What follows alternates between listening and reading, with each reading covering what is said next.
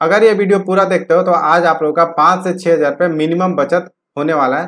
Hello everyone, मैं मनीष कुमार आप सभी लोगों का अपने यूट्यूब चैनल पे एक बार फिर से स्वागत करता हूँ। आज के इस वीडियो को मैं रिक्वेस्ट करूंगा कि आप लोग स्किप मत करना, क्योंकि स्टार्टिंग में मैं ये बताने वाला हूँ कि कौन कौन सी मिस्टेक्स हम लोग करते हैं लैपटॉप को खरीदते समय, और उसके बाद किन लोगों को कौन सी लैपटॉप खरीदनी चाहिए उसके बारे में भी बात करी है। और फिर जो लास्ट में हमने बातें करी है कि टॉप 5 जो रिकमेंडेशन है मेरा, उसके बारे में बातें करी है। तो चलिए लेट ना करते वीडियो को शुरू करते हैं और आप लोगों को आज की लिस्ट दिखाते हैं। मैंने यहाँ पे जितनी भी वीडियो बनाई है उसमें थोड़े बहुत प्राइस हाई है, तो अभी आप लोग इस प्राइस को देख के और फिर आप मतलब 2-4 हज़ार रुपये के लिए आगे पीछे मत करना, क्योंकि फ्यूचर प्रूफ लैपटॉप मैंने कंसिडर करा है। तो आप लोगों को भी इसमें थोड़ा इन्वेस्ट ज़्यादा करके अच्छे लैपटॉप में इन्वेस्ट करना चाहिए, नहीं तो फिर आप लोगों को आगे जाके 2-3 साल बाद फिर से खरीदना पड़ेगा। और जब भी हम लैपटॉप खरीदते हैं तो मिनिमम मैं इसको कंसिडर करके चलता हूँ कि 4 से 5 साल तक तो ये हमारे साथ रहेगी। तो उस हिसाब से मैंने सारे लैपटॉप्स को फ्यूचर प्रूफ ही रखा है। तो जैसा कि मैंने आप लोगों को बताया कि मैं पहले आप लोगों को मिस्टेक्स के बारे में बताऊंगा, क्योंकि मिस्टेक्स हम लोग बहुत ज़्यादा करते हैं जब नए लैपटॉप खरीदने जाते हैं। तब मेरे पास खुद की 4 से 5 लैपटॉप्स हैं, मतलब अभी मेरे पास 3 है, जो इस एक में वीडियो बन रहा है, 2 और अभी पड़े हुए हैं स्पेयर में। तो मैं अपने पर्सनल एक्सपीरियंस के हिसाब से बता रहा हूँ कि कौन सी चीज़ आप लोग को लेनी चाहिए, कौन सी चीज़ अवॉइड करनी चाहिए। वो सिर्फ गिमिक होती है, हमारे को मिल जाती है तो ठीक है, नहीं मिलती है तो भी कोई दिक्कत नहीं है। तो जो सबसे पहले बात करने वाला है वो बात करने वाला है बैकलिट कीबोर्ड के बारे में। तो बैकलिट कीबोर्ड में क्या होता है कि हमारे जो लैपटॉप होते हैं उसके नीचे से मतलब अंदर से लाइट निकलती है कीबोर्ड पे, तो हमें रात में देखना आसान होता है, लेकिन इसकी ज़रूरत हमें ज़्यादा नहीं पड़ती है। इसलिए मैं बोला कि इसको आप लोगों को कंसिडर नहीं करना है। मिलेगा तो अच्छा है, नहीं मिलता है तो भी कोई दिक्कत नहीं है। सेकंड की बात करते हैं 360 डिग्री हिंज या फिर टच स्क्रीन। टच स्क्रीन के नाम पे बिल्कुल ही लैपटॉप मत लेना, क्योंकि मेरे एक दोस्त के पास थी जब हम कॉलेज में थे, और उसने बेयरली थोड़े बहुत यूज करा होगा, उसके अलावा उसने किसी भी टाइम यूज नहीं करा। वो माउस और कीबोर्ड ही यूज करता था। तो आप लोग को भी टच स्क्रीन अवॉइड करनी चाहिए। अगर मिल जाती है तो ठीक है, फिर से वही बोलूंगा, मिल जाती है तो ठीक है, लेकिन हमें इस पर फोकस नहीं करना है। 360 डिग्री हिंज भी नहीं करना है। वो जब दुकान में जाओगे या देखोगे तो वो 360 डिग्री रोटेट करके दिखा देते हैं कि ऐसे करके सर आप ऐसे भी चला सकते हो, वैसे भी चला सकते हो, लेकिन उसकी ज़रूरत नहीं पड़ती है, हमें जनरली नहीं पड़ती है। अगर आपको लगता ही है कि हमें 360 डिग्री हिंज वाली लैपटॉप चाहिए तब आप कंसिडर करना, वरना बिल्कुल मत करना। मैं आप लोग को एक दिखा भी देता हूँ। 180 डिग्री मेरे पास वाला लैपटॉप भी एक है, लेकिन उसका क्या ही यूज करूंगा वो आप ही बताना। तो ये देख सकते हो, एक मेरे पास लैपटॉप है, लेनोवो का लैपटॉप है। इसको 180 डिग्री में हिंज को ओपन कर सकता हूँ, ठीक है। देखो 180 डिग्री, अभी 180 डिग्री हो गया तो मैं इसका क्या यूज करूंगा बताओ। 180 डिग्री होने से अगर इसमें मेरे को कोई एडवांटेज होता तो फिर मैं समझ सकता था कि मेरे को एडवांटेज होगा। इसमें टच स्क्रीन है या नहीं है, उससे क्या फर्क पड़ता है। तो ये सारी चीजें अपने को कंसिडर नहीं करनी है, ठीक है। नेक्स्ट चीज की बात करता हूँ, फिंगरप्रिंट लॉक। फिंगरप्रिंट लॉक को भी हमें कंसिडर नहीं करना है। इस लैपटॉप में मेरे पास फिंगरप्रिंट जो मैंने अभी आप लोगों को दिखाया उसमें फिंगरप्रिंट लॉक है, मैंने सेट भी नहीं कर रखा है। जनरली क्या मतलब हम लोग कितना लैपटॉप को ओपन करते हैं दिन में 4 से 5 बार, उतनी बार तो हम ऐसे खुद से भी पासवर्ड डाल सकते हैं। पासवर्ड सिंपल रख लेना ज़्यादा से ज़्यादा, और क्या, ठीक है। तो ये चीज़ भी आप लोग को ध्यान नहीं देनी है। अब यहाँ पे सोच रहे हो कि मैंने बैटरी क्यों लिख दिया। बैटरी इसलिए लिखा क्योंकि कंपनी क्लेम करती है 10 आवर, 12 आवर, 9 आवर, 8 आवर ऐसे करती है, लेकिन जो हमारा जनरल एक लैपटॉप होता है वो 3 से 4 घंटे मैक्सिमम देता है। किसी किसी लैपटॉप में देता होगा, मुझे ज़्यादा आइडिया नहीं है, लेकिन ऐसे जनरल आपको 3 से 4 घंटे ही बैटरी बैकअप मिलेगी। और जो मैं अपने पर्सनल एक्सपीरियंस के हिसाब से बता रहा हूँ कि मेरी जितनी भी लैपटॉप्स हैं ऑलमोस्ट वो हमेशा चार्ज में लगी रहती है। जब ध्यान आता है तो निकालता हूँ, वरना नहीं निकलता है, वो ऐसे ही रहता है। तो फिर भी बैटरी अच्छी खासी लाइफ दे देती है आप लोग को। तो इसमें ज़्यादा दिमाग नहीं लगाना है कि इसमें 10 घंटे की बैटरी लाइफ है इसलिए मैं ये लैपटॉप खरीदूंगा, बिल्कुल नहीं, ये गलती नहीं करनी है अपने को। अब जो देखो, जो मैंने बात करी थी कि अगर ये पॉइंट कंसिडर करते हो तो आप लोगों को 5 से 6 हज़ार रुपये जरूर बचेंगे। यहाँ पे मैंने एक पॉइंट लिखा है ट्रेड ऑफ, ठीक है। तो ये ट्रेड ऑफ का यूज करके हम लोग 5 से 6 हज़ार बचाने वाले हैं। तो जनरली हर लोग ये कहता है कि चीप एंड बेस्ट मतलब सस्ते में अच्छा मिल जाए, लेकिन ऐसा नहीं होता है। अगर आप सस्ता लोगे तो आपको कोई ना कोई क्वालिटी के साथ कॉम्प्रोमाइज करना पड़ेगा। तो वही नीचे मैंने बात की है कि किसके लिए कौन सी लैपटॉप लेनी चाहिए, तो फिर आप लोग कभी कभी भी नुकसान में नहीं रहोगे। और अब बात कर लेते हैं कि चीप एंड बेस्ट बनाने का तरीका क्या है यहाँ पे। तो चीप एंड बेस्ट बनाने का सबसे पहला तरीका है कि आप लोगों को दुकानदार, पहले तो आप लोगों को ऑनलाइन नहीं खरीदना है। सबसे पहला चीज, अगर ऑनलाइन खरीदते हो तो मोस्टली आप नुकसान में जाओगे, फायदे की सौदा नहीं होगी। अगर डील चल रही है तो अलग बात है, लेकिन ऐसे जनरली देखा गया ऑनलाइन लैपटॉप आप लोग को नहीं खरीदना है, दुकान पे जाके खरीदना है। तो ये टिप जरूर याद रखना, ठीक है। अब बात करते हैं कि कैसे हम पैसे बचाते हैं।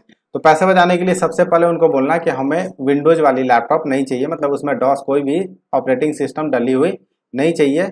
विंडोज की लाइसेंसिंग कॉस्ट होती है 6,000 रुपये, तो वो 6,000 रुपये आप बचा सकते हो, एक चीज, ठीक है।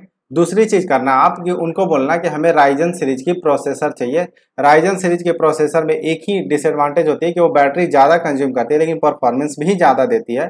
तो आपको अगर आप इंटेल ही चाहिए, क्योंकि सब लोग इंटेल ही अभी यूज करते हैं, तो इसलिए अगर आपको इंटेल चाहिए तब तो आपके ये पैसे नहीं बचेगी, लेकिन जरूर बोलना कि हमें विंडोज नहीं चाहिए। मेरे जो अभी लैपटॉप जिसमें ये स्क्रीन रिकॉर्ड करके जो भी चीजें चल रही है, पूरी लैपटॉप चल रही है, 2 साल 3 साल पहले मैंने इसको खरीदा था। मैंने इसमें विंडोज डलवाई, मतलब डायरेक्ट विंडोज वाला लिया नहीं, विंडोज लाइसेंसिंग का 6,000 रुपये बचा के मैंने उसके जगह डेडिकेटेड ग्राफिक कार्ड 2 GB का ले लिया था।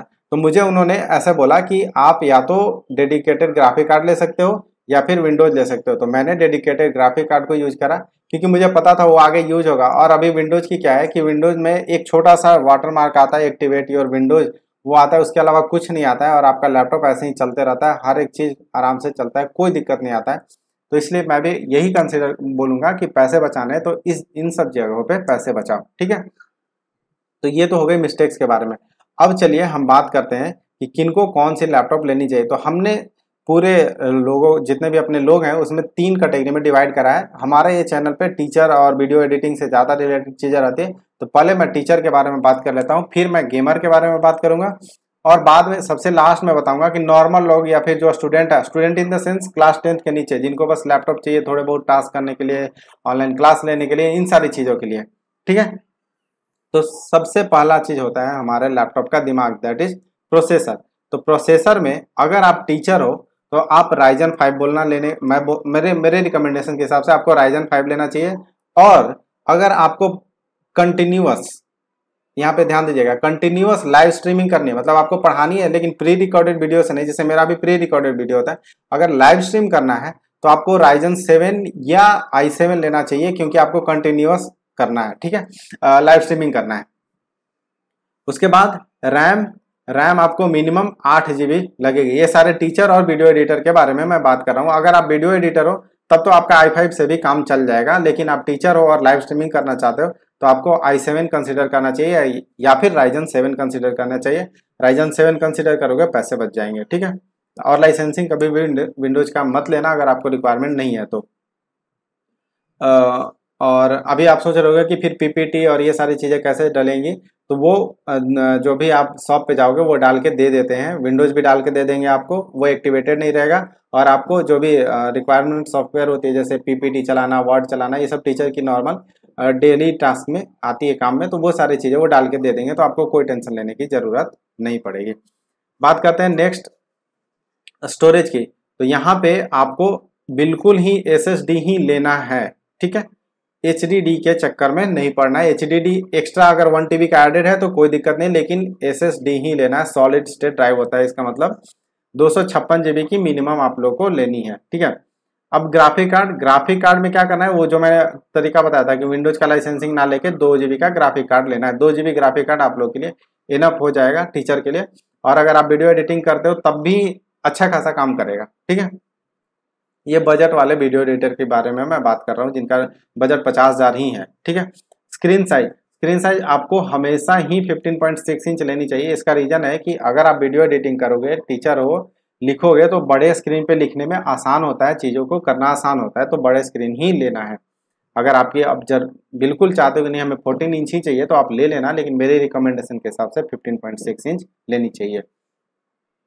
बात करते हैं गेमर की। तो गेमर और वीडियो एडिटर, इसमें सीधा उल्टा हो जाता है। क्या होता है कि गेमर को GPU चाहिए होता है, जो कि हमने ग्राफिक कार्ड, ये फोर्थ पॉइंट में बात करी थी ग्राफिक कार्ड के बारे में, तो उनको ग्राफिक कार्ड ज़्यादा चाहिए होता है। तो यहाँ पे मैंने देखो लिखा भी है कि 4 GB डेडिकेटेड ग्राफिक कार्ड उनको चाहिए ही चाहिए। यहाँ पे अगर आपको 2 GB नहीं मिल रहा है तो भी चल जाएगा आपका काम, लेकिन यहाँ पे आपको 4 GB dedicated graphic card minimum चाहिए, आप अगर गेमिंग करते हो, लाइव स्ट्रीमिंग करना चाहते हो तो, ठीक है। यहाँ पे अगर आप लाइव स्ट्रीमिंग कर रहे हो तो फिर से आपको i7 प्रोसेसर या फिर राइजन 7 प्रोसेसर के साथ जाना होगा। आपको यहाँ पे रैम ज़्यादा लेना होगा, 8 GB से स्टार्ट कर सकते हो, लेकिन आपको 16 GB की रिक्वायरमेंट पड़ेगी, ठीक है। आपको भी जो भी गेमर हो उनको भी SSD लेनी पड़ेगी, प्लस उनको हार्ड डिस्क भी लेनी पड़ेगी, क्योंकि गेम का साइज बड़ा होता है तो उनको गेम को स्टोर करने के लिए चाहिए होगा, और SSD में अपना गेम चलेगा और HDD में गेम स्टोर रहेगा। ठीक है, उसके बाद आपको भी 15.6 इंच की स्क्रीन लेनी चाहिए, क्योंकि बड़ा स्क्रीन होगा, गेम खेलने में आसानी होगा। ठीक है, अब बात करते हैं जो कि एक नॉर्मल पर्सन है, जिनको ज़्यादा कुछ ज़रूरत नहीं है, थोड़े बहुत ऐप जैसे गूगल क्रोम, मूवी देखना, ये सब जो बेसिक टास्क है, या फिर जो स्टूडेंट है 6-7 क्लास के ऑनलाइन क्लास लेना, उनके लिए ये स्पेसिफिकेशन बेस्ट रहेगी। i3 जनरेशन लेना, पेंटियम मत लेना, थोड़े टाइम बाद चलना भी बंद हो जाता है। 4 GB रैम का इनफ रहेगा। 128 GB का SSD या फिर 1 TB का HDD। आपको मोस्टली हार्ड डिस्क ड्राइव ही मिलेगा, SSD तो नहीं मिलेगा, तो 1 TB का हार्ड डिस्क ले लेना। और आप अभी यहाँ पे 14 इंच के लैपटॉप को भी कंसिडर कर सकते हो, क्योंकि आपको ज़्यादा देर मतलब बड़ी स्क्रीन की ज़रूरत नहीं है। मूवी भी देखना है तो 14 इंच का स्क्रीन में इनफ दिख जाती है, और नॉर्मल टास्क करने तो वो भी, और कॉम्पैक्ट रहती है तो थोड़ा बेटर रहती है, मतलब नॉर्मल यूज के लिए। तो ये थी हमारी फुल लिस्ट कि आपको कैसे लैपटॉप को खरीदना चाहिए, क्या सोच के खरीदना चाहिए। अब अगर आपको बिल्कुल चाहिए कि नहीं हमें आप कुछ लैपटॉप का लिस्ट बता दो, तो मैं ये सारे जो लैपटॉप का लिस्ट बता रहा हूँ वो एक आप लोग को इन्फॉर्मेशन देने के लिए, लेकिन मैं फिर से बोलता हूँ कि आप लोग दुकान में जाके ही खरीदना उसको। अगर दुकान में जाओगे तो वहाँ पे ऑफर्स भी चलते रहती है, स्टूडेंट ऑफर भी कभी कभी चलते रहती है, तो इन सारी चीज़ों को मिला के आपको ओवरऑल सस्ता ही पड़ने वाला है। तो चलिए अब आप लोग को मैं लिस्ट दिखा देता हूँ, जो कि मैंने कंसीडर करिए कि 50,000 के अंदर आप लोग को इन सारे लैपटॉप्स को कंसीडर करनी चाहिए। हमने हर एक ब्रांड के एक एक लैपटॉप को उठाया है, क्योंकि एक ही ब्रांड 2-3 लैपटॉप ऐसे सेम प्राइस रेंज में जल्दी देती नहीं है, तो मैंने अलग अलग कंपनी को उठाया है। तो यहाँ पे जो हमारी फर्स्ट लैपटॉप के लिस्ट में है, मतलब ये ऐसा कुछ नहीं है कि इसको रैंकिंग मैंने कुछ नहीं दिया है, बस आप लोग को बताया है ताकि आप लोग को आइडिया लग जाए कि किस तरह से लैपटॉप को कंसीडर करना है। यहाँ पे आइडिया लेना है, जाना ऑफलाइन स्टोर में ही है। तो यहाँ पे हमारा ये डेल 15 वाले लैपटॉप के बारे में है। यहाँ पे देखो Ryzen 5 लगा हुआ है, ठीक है, 8 GB का रैम लगा हुआ है, 1 TB का हार्ड डिस्क प्लस 256 GB का SSD। तो SSD में आपकी एप्लीकेशन चलेगी, और HDD में आपकी जो भी एक्स्ट्रा फोटोज वीडियो वो है वो स्टोर होगी। विंडोज 11 है, माइक्रोसॉफ्ट ऑफिस आता है, ठीक है, और यहाँ पे ग्राफिक कार्ड भी AMD का लगा हुआ है, ठीक है। लेकिन AMD के ग्राफिक कार्ड से बेटर NVIDIA का ग्राफिक कार्ड होता है, जो कि मेरे लैपटॉप में अभी लगा हुआ है। तो वो आप लोग को शॉपकीपर भी बता देता है, अच्छे से एक्सप्लेन कर देता हूँ उन चीज़ों को।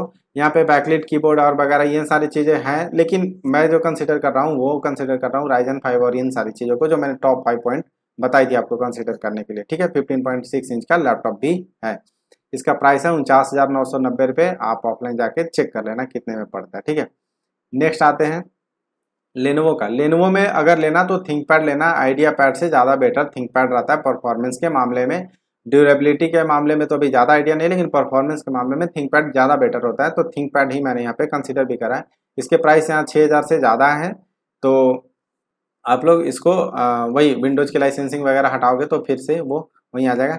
यहाँ पे ये 14 इंच की लैपटॉप है, Ryzen 5 ही लगा हुआ है इसमें, 5600 सीरीज का लगा हुआ है, और 8 GB रैम, 512 GB SSD। तो ये सारे लैपटॉप अब मैं ज़्यादा बार बार एक्सप्लेन नहीं करूंगा, रिपीटेटिव टास्क हो जाएगी, मैं बस लिस्ट बता देता हूँ, ठीक है।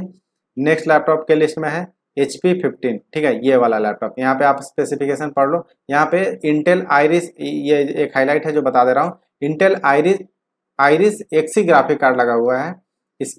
तो ये जो है इंटेल के integrated graphic card, Intel UHD करके आता था, उससे बेटर ग्राफिक कार्ड है, तो इसलिए मैंने इसको यहाँ पे कंसिडर कर लिया। बाकी चीज़ें HP की लैपटॉप थी, और यहाँ पे अच्छे खासे इनके रिव्यू भी है, तो ये कंसिडर कर सकते हो। आप दुकान में जाना, 512 GB की SSD लगी है, मतलब मेरे को ओवरऑल ये अच्छी प्रोडक्ट लग रही थी, इसलिए मैंने इसको कंसिडर कर लिया। आसूस का ये लैपटॉप है। आसूस के लैपटॉप में जनरली क्या होता है, वो वैल्यू फॉर मनी देने की कोशिश करते हैं, तो आप आसूस के लैपटॉप में हर एक स्टोर में आप जाना, एक स्टोर में जाके कभी भी डिसाइड मत कर लेना कि ये पर्टिकुलर लैपटॉप मैं लूंगा। 4-5 स्टोर एक साथ ही होते हैं ऑलमोस्ट, सब स्टोर में जाना, सबके प्राइस पता करना, आप अपने रिक्वायरमेंट को पूरा लिख के जाना कि ये मुझे मिनिमम चाहिए और ये मुझे कितने का पड़ रहा है मार्केट में, ठीक है।